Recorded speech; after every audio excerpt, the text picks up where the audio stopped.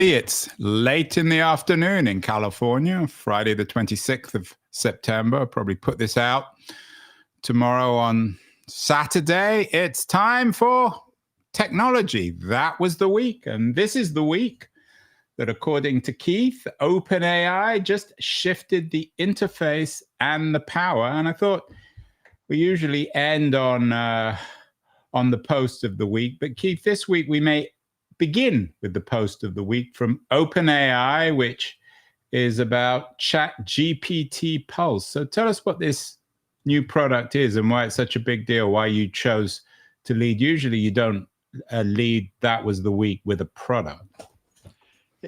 Mainly it's because the product reinforces a narrative that we've been talking about on the show a lot, which is that AI is consumer-led.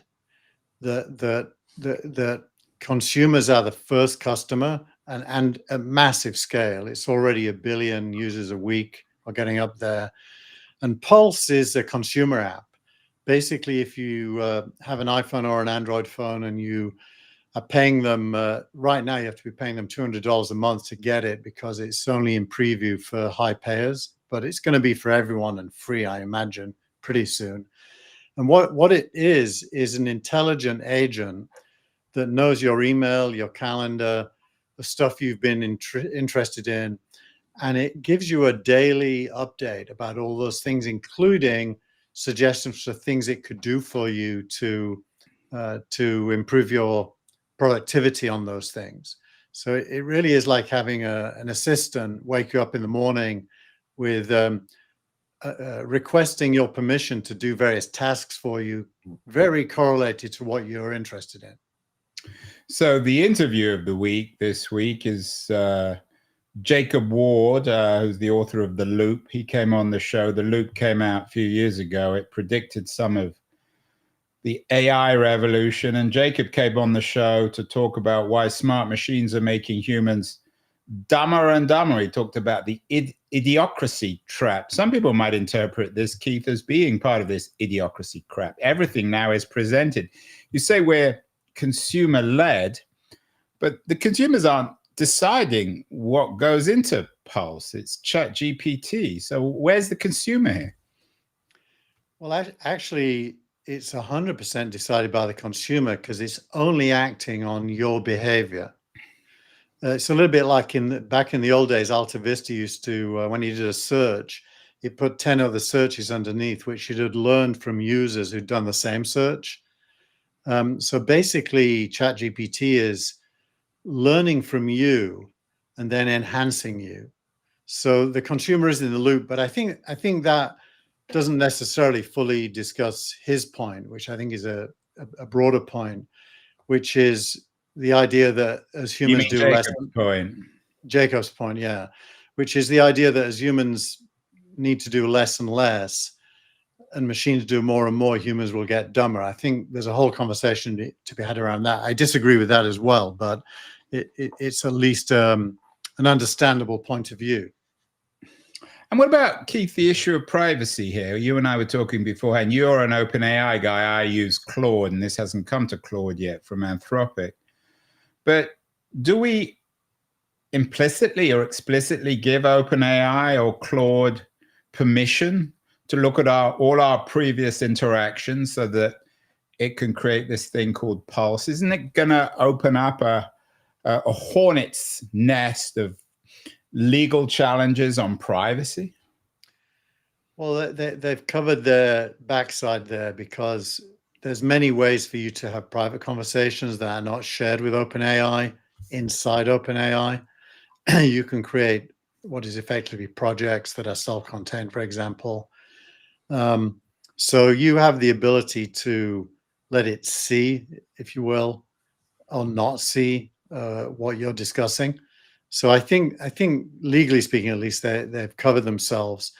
Nonetheless, you're right. There's bound to be people who suddenly realize that it's able to see things they didn't anticipate. Right. I mean, you're a high roller, as you acknowledge. The only people who have access now to Pulse are people who spend $200 a month, which presumably includes you, but most people aren't spending $200 a month. Most people don't use these. I mean, it goes back to all the issues that we have dealt with in Web 2, in Google, about whether people actually read the terms of conditions. This is going to become a huge issue, isn't it? Who knows? It could become a huge hit that people No, just I don't mean I don't mean a hit, but an issue, not just in terms of Pulse, but what these AI systems are actually doing with their knowledge of our desires and interests and intelligence. I think that comes down to who else knows. If it's between you and what is increasingly going to become your personal AI, and even OpenAI itself doesn't know, it's just between you and your personal AI, then there probably are no explicit privacy issues. If OpenAI started sharing that with, adjacent people, and there were leaks, there'd be a ton of issues. I don't think it does that, at least not on purpose. So I think for the most part, you don't need to fear violations of your privacy. I think it more comes down to, is it useful for you in helping you think through your day or the issues that you're working on? And that is a private domain. It's not a public or even a semi-public domain. Sam Altman has an interesting essay this week on abundant intelligence.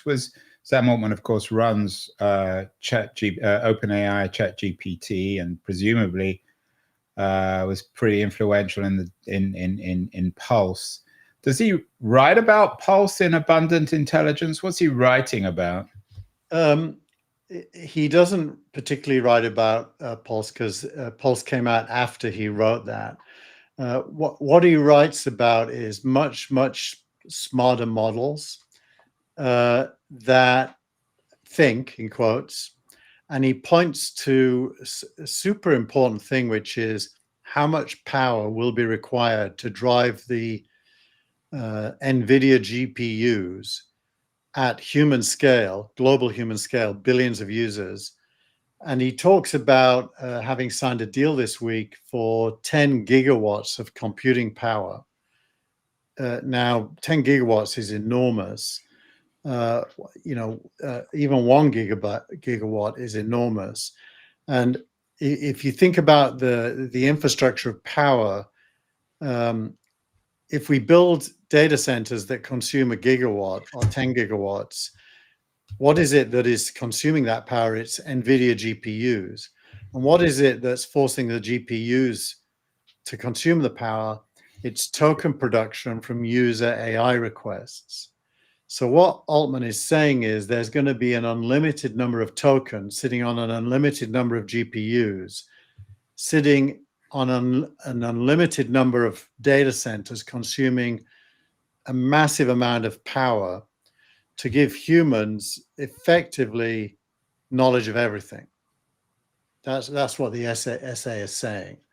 And if you listen to the NVIDIA CEO is on the B squared podcast this week, which is Bruce Gurley's podcast, and Brad Gerstner's. The CEO is on there, and he explains that you can predict NVIDIA revenues if you can predict power growth, because the growth of power equates to NVIDIA's GPU sales directly. Yeah, and we've talked about this before, and I don't think you and I agree on it. There was an interesting piece which I forwarded to you, didn't include in this week's newsletter, in the Wall Street Journal. Spending on AI is at epic levels. Will it ever pay off? There's some suspicion. You, in your sort of teleological way, believes that these things always pay off. I mean, sometimes I assume they won't, but all this spending is at epic levels. And these deals, the one you talked about, for example, between OpenAI and NVIDIA, is sort of, it benefits both parties, but it might be the froth, the ultimate froth on the boom. There are skeptics who believe that these companies are doing all these deals with each other ultimately perhaps the revenue isn't there. So it's all very well Sam Altman talking about the needs for power, but there's also a need for revenue on his side. Yeah, I've mostly been a skeptic when large amounts of capital expenditure happen to build infrastructure. I was a massive skeptic back in the 90s about interactive TV, and made the point that I don't believe most living rooms want their TV to be interacted with, because that would interrupt any shared experience in the living room between more than one human being. So I don't have a knee-jerk love for capital expenditure. I think what it comes down to is there real utility and value in the thing that is being manufactured or produced? And with AI, I think it's unambiguous that the outcome is human positive to a very large degree. So the capital expenditure is probably going to turn into human attention, and human attention invariably turns into dollars. So I do think in this case, and I didn't include that article because it came out after I'd finished the newsletter, but there's one in the newsletter which talks about an $800 billion shortfall between the investment and the likely revenue. I can't remember. Yeah, Bain and Co.'s David Crawford. The world is still $800 billion short to keep pace with AI demand. Yeah. So that article's kind of making the same point. And he's literally right, as is the Wall Street Journal article. If you don't imagine revenue being produced from the investment, but if you do imagine that, and I think, you and I talk about $10 trillion value of OpenAI in the future. You disagree. I've been saying it for more than a year now. This week, several other people are using the same number to say that it's very likely that that will happen. One of them is the NVIDIA CEO. Well, he would say that, wouldn't he? Because I mean, if OpenAI is worth 10 trillion, then NVIDIA is probably worth 15 or 20. Well, the thing is, he can do the math on his order book based on current ratios between GPUs bought and revenue generated. So he probably has some insight that I can only guess at. But I honestly, I think an OpenAI being worth 10 trillion is a very strong bet now. Well, I hope you're always honest, Keith. You said, honestly, we shall see. This is one of our unanswered questions that will be revealed in the next few years. In terms of your analysis this week, you mentioned monetization. You said that because of development of products like Pulse, you believe that the next trillion-dollar platforms will control three assets simultaneously: attention, compute, and monetization and settlement. What exactly does that mean? And what kinds of products are they going to be? Well, that is a little bit deeper dive on what we already discussed, which is attention costs money to serve. So if human beings are using AIs, any of the AIs, that isn't for free. There's a data center somewhere where compute, that is to say thinking, is going on, and hardware is being used and power is being used. So at the top of the tree is attention. I think we can see that attention is growing, both in the number of people using it and in the amount of time they use it for, and in the complexity of the tasks they use it for. So then the next thing is power generation, which is required for the compute. That's where the 10 gigawatt. Yeah, that's the 10 gig analysis. Of course, there are also, leaving aside the economics of that, there are environmental consequences. More and more articles about that in the last few weeks, but that's another issue. Go on. And then the last thing is, if you've got those two things, how is AI going to make money? And the current answer is a combination of subscriptions and developers paying for uses of APIs, which are two ways of driving that attention and that compute and that power use. The third way is to have a monetization platform within AI, which this week OpenAI announced that they're hiring a head of monetization. They haven't yet hired. They haven't, even though they're worth trillions of dollars. They haven't got a monetization guy. You mean a business guy? They've got a business person, but what I mean is content monetization, not subscription based or API based. And so Fidji, the person that came from Instacart, who's running product, is hiring that position. And that implies whatever the AI version of Google AdWords is. That is to say that there are paid links that OpenAI gets paid for if somebody clicks on the link. That is probably the single biggest monetization opportunity, because as you get more and more attention, and more people are clicking on things, more and more money will flow in both directions between publishers and AI. You and I have talked, I mean, when it comes to the $10 trillion monetization of Pulse, of OpenAI, one of the issues is whether OpenAI can essentially control the entire market. We've had a number of conversations about this, not maybe so recently, but certainly in the last few years and last few months and couple of years, about whether OpenAI is a different kind of company. It's more than a platform. It controls the whole stack. Is Pulse an attempt to control the stack? It's certainly an attempt to control the front door, as we've described it in the past. And the front door is the stack. If everybody right, and the two things that one of the things that you note in your editorial is the front door is migrating from search feeds to the proactive assistant, but OpenAI wants to control that front door. Yeah, so that word bundling is key. Bundling is when you become the default and everything happens through you. Unbundling is when somebody else builds, let's say, a real estate AI for buying and selling homes, and people buying and selling homes go through that instead of through you. That's unbundling. This week implies that bundling is winning. And that does speak to one or a small number of successful front doors. Anthropic clearly is one as well. Well, Anthropic, I mean, they're like Hertz and Avis, or the Soviet Union and the United States in the height of the Cold War. When one comes out with one thing, the next week the other will come out with it. So no doubt Anthropic has something like Pulse in its arsenal, so to speak.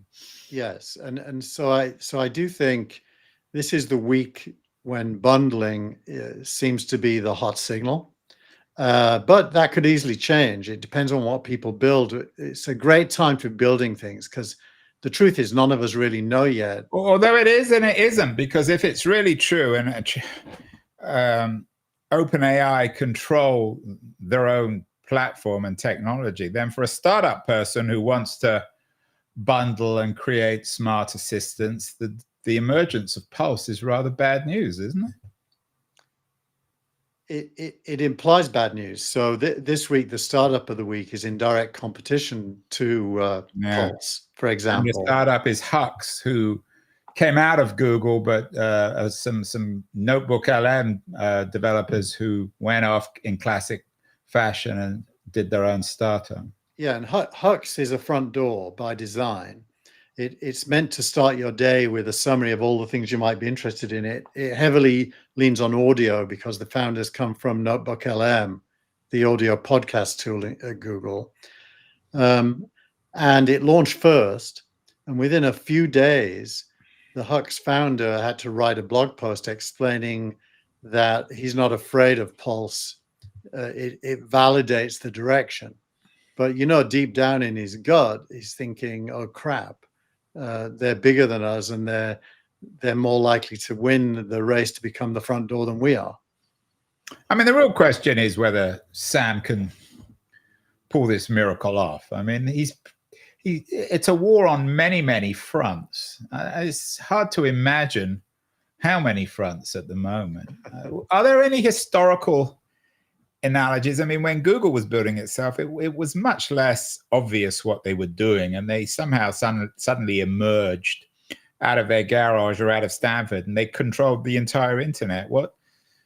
Yeah. I don't know if you remember this, but there was one day when Google came out and announced that it had servers, 120 servers across the world. And I gasped, like 120. Aren't they all on the campus? Weren't they all on the Stanford campus? They weren't. They were in data centers, but Right. that was a big number in 1998, I think it was, and we all gasped. The scale now is that's like that's like a grain of rice compared to the whole universe. AI is that big. But it's a grain of sand in a desert. So your first law in terms of the emergence of pulse is the migration of the front door. And your second one is consumer pull is driving industrial scale push. You say compute energy rights become the moat. So what do you mean by that? Well, so this isn't a build it and they will come. It kind of was that 2 or 3 years ago, but now it's they're here. We need to scale up, and so by consumer pull, I mean the amount of usage and requests dwarfs the data centers and the power, and so they're racing to keep up with consumer demand, which is the opposite of the Gary Marcus point of view. I don't mean him personally, but that negative point of view, which implies that this is all BS, like interactive TV. Yeah, it's smoke and mirrors. But doesn't consumer pull, Keith, depend on price? I mean, I might be interested in Pulse, but not at $200 a month. I paid 20, and if it was included, I'd probably use it. So is one way for a company like OpenAI or Anthropic to control what you call consumer pull through price? Are they somehow perhaps overpricing these things to make sure that there isn't too much demand and then their energy centers get overrun? They are definitely doing that for sure, as a short-term way to both launch new products that wow us whilst not collapsing under the weight of usage. So they're definitely doing that. I think the trend is towards free. This computer gradient article that's in this week's newsletter talks about the spread of power needs to the edge. It's the first essay at the top there. And it basically is talking how the new Apple iPhone 17 has a bunch of AI in it that only uses the battery on your phone. And it's clever, like things like language translation through the earphones. It's all not really free if it's on the iPhone. We have to pay for the iPhone. No, the power is coming from the battery. You don't need to build big data centers. Oh, I see. For it to work. Distributed power, essentially. Yeah. So I mean, but the trend will be for everything to be free and for monetization to happen within the content streams. And what does that mean? Advertising again? I mean, I hope not, but there's going to be some people. Well, what's the alternative to advertising? I think paid links are different to advertising. I don't know if you can see that nuance, but when I click on a link that's relevant to a conversation, OpenAI may be getting paid, but I don't see an ad. I just see a link. Well, that's a microeconomy that's always been the dream of technologists. It's never seemed to me to be realized or realizable unless it's all managed by OpenAI or Google. I think it's going to be managed in the center of the network. Cloudflare this week had a whole week of announcements, one of which was a stable coin called Net for transactional micropayments. Another was to fulfill their promise of blocking crawlers unless they pay, if the publisher wants that. So the trend is towards monetization with users getting it for free. So our interview of the week is skeptical of tech. Jacob Ward, who is a journalist, tech journalist, is very skeptical. His book, The Loop, came out a few years ago. The zeitgeist might be shifting a little bit. Noah Smith, who's always very influential, his Substack essays are excellent and they have a huge audience. Has a piece this week on text can fix most of our problems if we let it. I sent it to you, Keith. I'm sure you were thrilled by this one. Well, I agree with the sentiment. Look, I think the more interesting one is your interview, because on the face of it, it's logical, right? If humans are doing less, you imagine humans will get dumber. Right, it's the idiocy trap. Right, which seems logical, and it's hard to disagree with. Now, in my mind, I think of humans doing less as giving them the capability to do more of what they want to do, some of which will be leisure and non-intellectual. But what do you mean, some of which? I mean, this is the old Albert Wenger argument, and you and I have talked about this endlessly.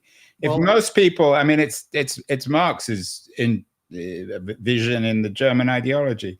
If suddenly everyone in the world never had to do another minute of work, are they all going to start reading Shakespeare, doing podcasts? Unlikely. Well, Marx's famous quote segments the day, and the last part of the day is a philosopher after dinner. Exactly. So it does include reading and thinking and discussing. And farming and doing all sorts of other creative things. I mean, he sees us as being so creative. I mean, maybe it's another conversation, but I mean, even you have to acknowledge that if suddenly we were liberated from work, it wouldn't necessarily mean that we'd all start our own podcast or music label or... Well, but think of you and me in our use but of we're AI. not typical, but go on. Think of ourselves. I definitely, and you can speak for yourself, but I definitely feel cleverer 2 years after I started using AI. I'm doing less of what I used to do. I'm learning a lot more things I didn't know I could learn, including, practical tasks. And I definitely don't feel dumber, even though AI is doing some of the stuff I used to do. It certainly makes me more humble, which is quite an achievement.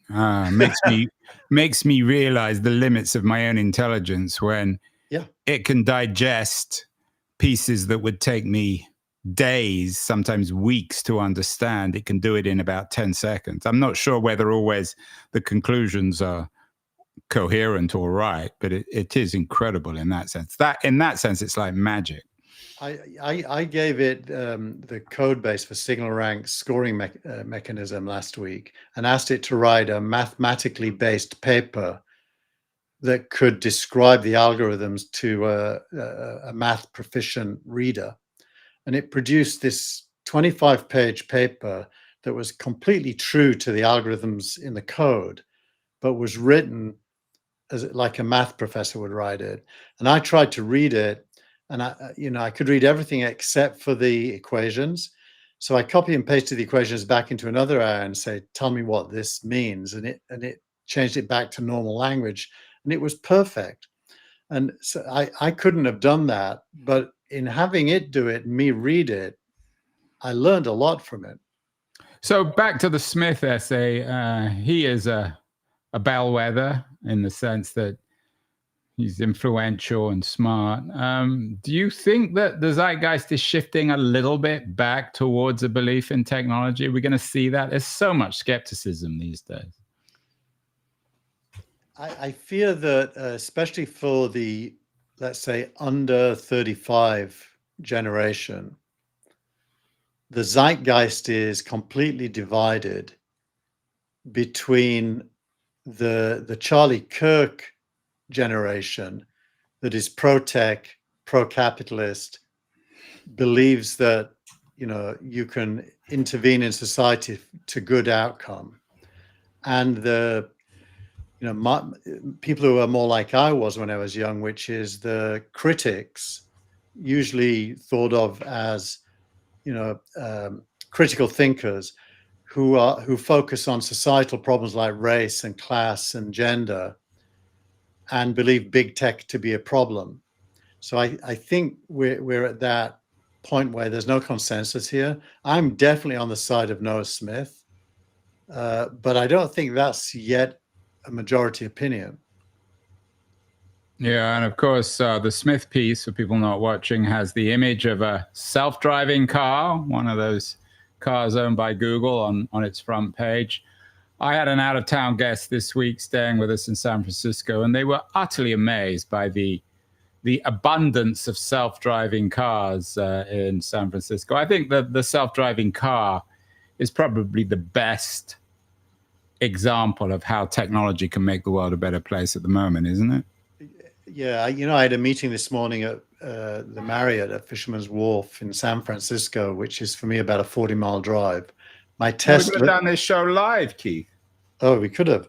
I hadn't finished the newsletter though. I came back to do it, but my Tesla drove me self-driving in both directions. So you mean you could have slept? No, it forces you to pay attention. It has a camera on you to make sure your hands are available if needed. But I could definitely think and not have to drive. Yeah, I think Waymo is a really interesting company. It may be one of the reasons why Google stock is doing so well. Speaking of Charlie Kirk, last week we didn't do AI for a change. We talked about the implications of the Kirk assassination, particularly on the Jimmy Kimmel front.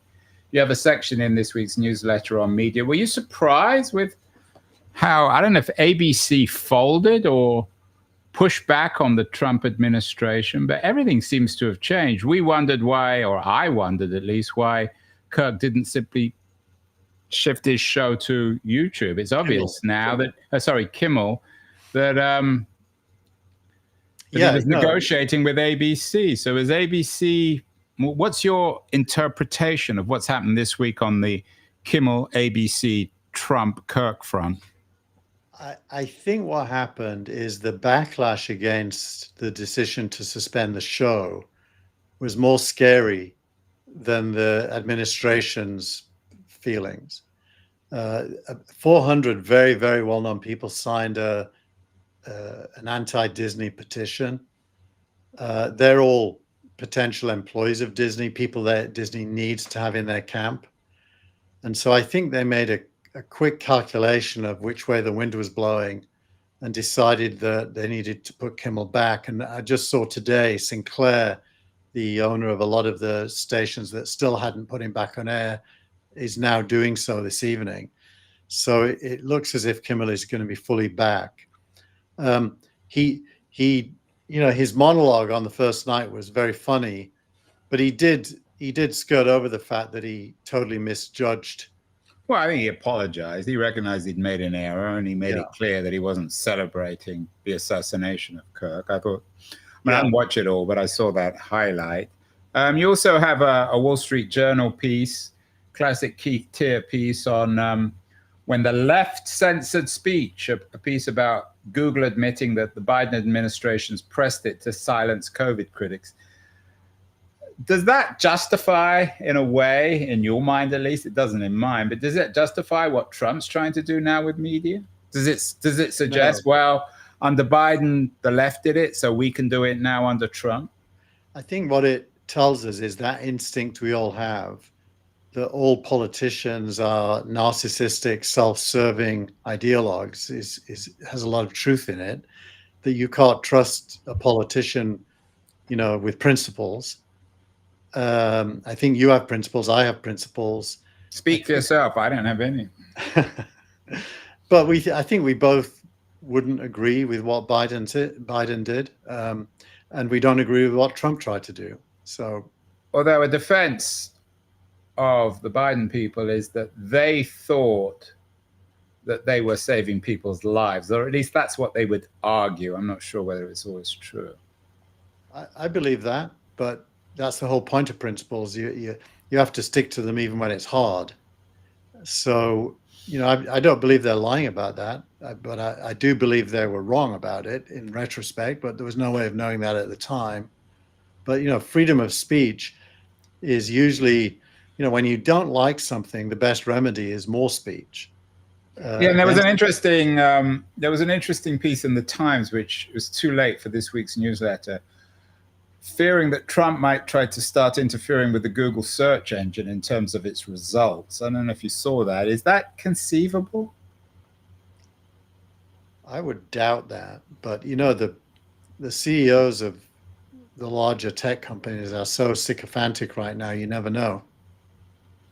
Yeah, although just as there was a pushback against Disney on the Kimmel decision, you would see exactly the same thing. It's hard to imagine. Finally, last week, the interview of the week was with Marshall Poe, who talked about gutted and glutted, the dire economics of podcasting in the AI age. You watched it. You thought it was an interesting interview, although you didn't agree with Poe.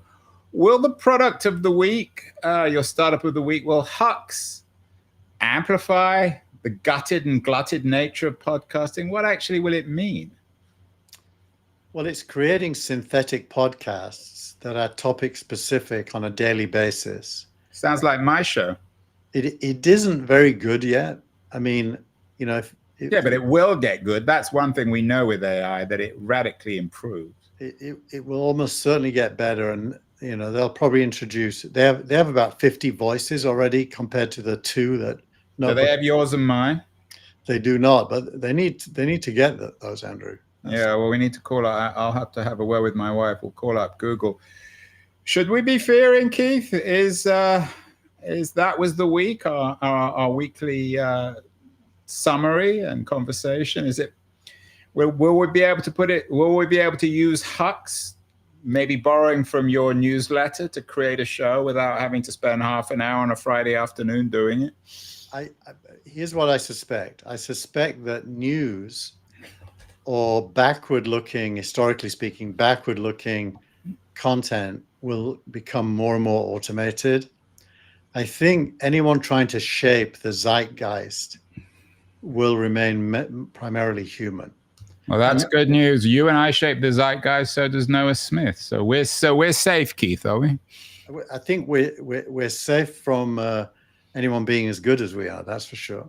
Yeah, I couldn't agree with you more. Well, as always, that was the week for tech. A big week, at least according to Keith. It was the week that OpenAI shifted its interface and the power, changing everything once again. We shall see if that's true, Keith. We're not doing a show next week because we're both on the road, but we will see everyone in a couple of weeks. So keep well, everybody. Use Pulse, use Hux, and maybe make Keith and I redundant. Thanks.